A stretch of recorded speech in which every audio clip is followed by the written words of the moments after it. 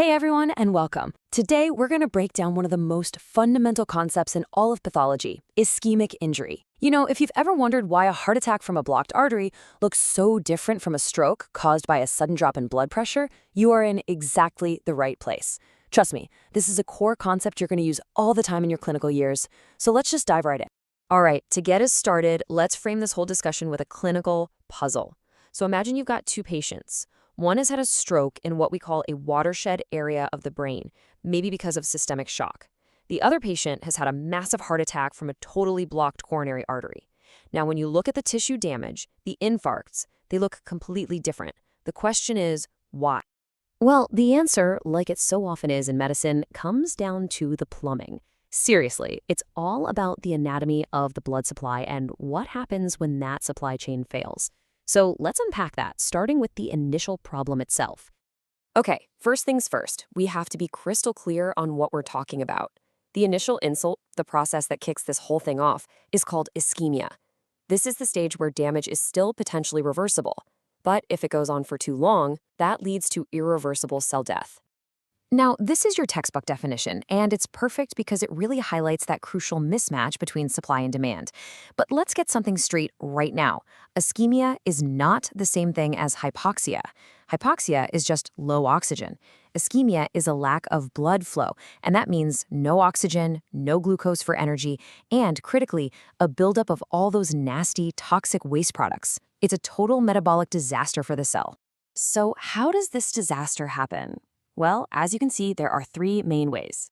The first, and by far the most common, is impaired arterial perfusion, basically a block on the inflow pipe, like a big old atherosclerotic plaque. Second, you can block the outflow pipe, which we call impaired venous drainage. The classic example here is testicular torsion, where blood can get in just fine, but it can't get out. And third, the whole system's pressure can just bottom out, like in shock, leading to what we call systemic hypoperfusion.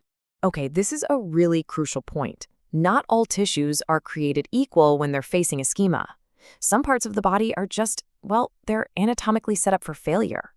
In pathology, just like in real estate, it really is all about location, location, location. This table is incredibly high yield, so you'll want to remember this.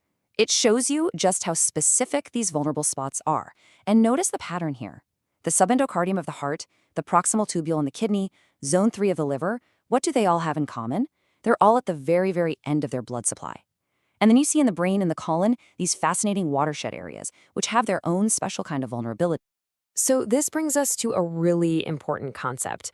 What exactly is a watershed area, and why is it so incredibly sensitive to something like a drop in blood pressure? I love this analogy because it makes it so clear. Imagine you're watering your lawn, but you have two different sprinkler systems at opposite ends. The patch of grass right in the middle, where the spray from both systems just barely overlaps, that's your watershed area. Now, what happens if you turn down the main water pressure? That middle patch is the very first one to turn brown and die. So let's put a formal definition on that. As you can see here, watershed areas are tissues that are basically living on the edge.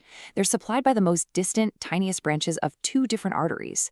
They have very little collateral or backup circulation, and this is what makes them so vulnerable during systemic hypoperfusion, like in cardiogenic shock. The classic examples you absolutely have to know for your exams are the splenic flexure and the rectosigmoid junction in the colon. And you know, this vulnerability isn't just about big regions. It gets down to the level of specific cells. Certain neurons, like the Purkinje cells in the cerebellum and the pyramidal cells in the hippocampus, are what I like to call metabolic divas. They have massive energy demands, and that's why even a brief ischemic event in the brain can cause such devastating and specific neurological problems. So we've covered the insult, that's ischemia, and we've covered the vulnerability of certain tissues. Now let's move on to the outcome. Infarction. This is the end result, the area of dead tissue, when ischemia is severe and prolonged enough to cause irreversible cell death. Now, infarcts basically come in two main flavors: red, which we call hemorrhagic, and pale, or anemic. And the key difference, the thing that explains everything, all comes down to one simple question: can blood get into the dead tissue or not?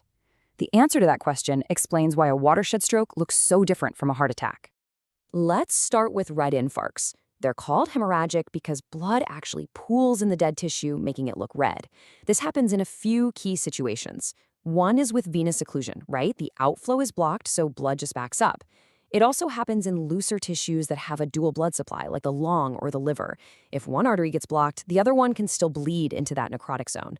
And critically, it happens after reperfusion, like after an angioplasty. When you restore flow, that new blood rushes in and leaks right through the blood vessels that were damaged by the ischemia. Now, on the other hand, we have the pale infarct. This is the classic type you probably think of. It happens in solid, dense organs like the heart, the kidney, or the spleen, which usually have a single end arterial blood supply. When you block that one artery, that's it. There's no other way for blood to get in. The tissue is so dense that blood can't seep in from the edges, so the area of dead tissue just looks pale and anemic. Okay, we've covered a lot of ground, right? We've connected the initial problem all the way to the final appearance of the dead tissue. So let's bring it all together on one summary slide to make sure these concepts really stick with you. And here it is, everything in one place. Ischemia, that's your supply versus demand mismatch. A watershed area, that's vulnerable because it's at the fragile end of two supply lines. A red infarct happens where blood can get into the dead zone, and a pale infarct happens where it can't because of that end arterial supply. Honestly, if you can explain this table in your own words, you have absolutely mastered this topic. And I'll leave you with this final thought to really connect all the dots. We know a classic heart attack causes a pale infarct, but the treatment for it, angioplasty, is designed to restore blood flow. So how can this life-saving intervention paradoxically transform that pale, anemic infarct into a red, hemorrhagic one? Think about that. Mull it over, especially what we just discussed about reperfusion injury. It's a fantastic question to test if you truly understand these concepts.